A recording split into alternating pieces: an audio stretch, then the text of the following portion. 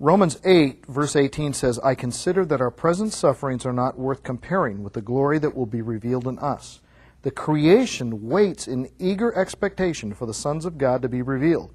For the creation was subjected to frustration, not by its own choice, but by the will of the one who subjected it, in hope that the creation itself will be liberated from its bondage to decay and brought into the glorious freedom of the children of God.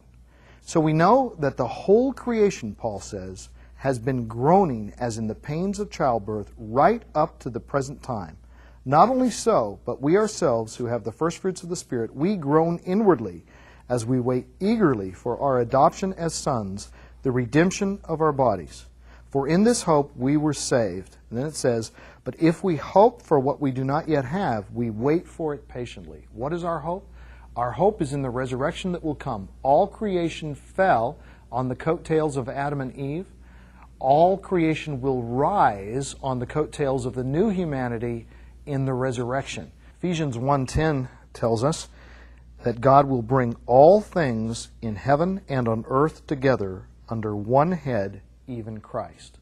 That's God's plan. He's going to bring heaven and earth together, and God is going to reign. His dwelling place is going to be on the new earth. So the new earth, the dwelling place of man, will also be the dwelling place of God. Heaven and earth will be joined forever. That's the plan of God. 2 Peter 3:10 says, but the day of the Lord will come like a thief. The heavens will disappear with a roar. The elements will be destroyed by fire. The earth and everything in it will be laid bare.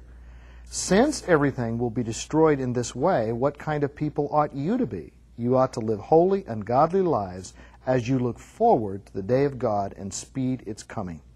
It says, in keeping with God's promise, we are looking forward to a new heaven and a new earth, the home of righteousness.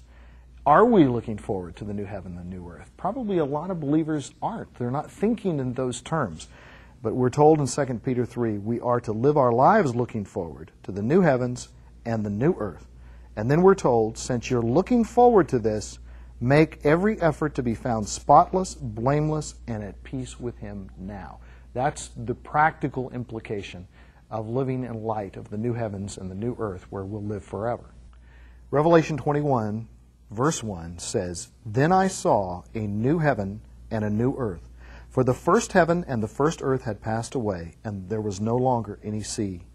I saw the holy city, the new Jerusalem, coming down out of heaven from God, prepared as a bride beautifully dressed for her husband. And then I heard a loud voice from the throne saying, now the dwelling of God is with men, and He will live with them. They will be His people, and God Himself will be with them and be their God. We're promised He will wipe away every tear from their eyes. There will be no more death, no more mourning, no more crying, no more pain. For the old order of things has passed away. He who was seated on the throne, Jesus, said, I am making everything new. And then He said, write this down, for these words are trustworthy and true. He said, it is done. I'm the Alpha and the Omega, the beginning and the end. To him who is thirsty, I will give to drink without cost from the spring of the water of life. So we're told something amazing here, and that is that our ultimate destiny is not that we would die and go up to heaven to live with God forever in heaven in some disembodied state far off somewhere.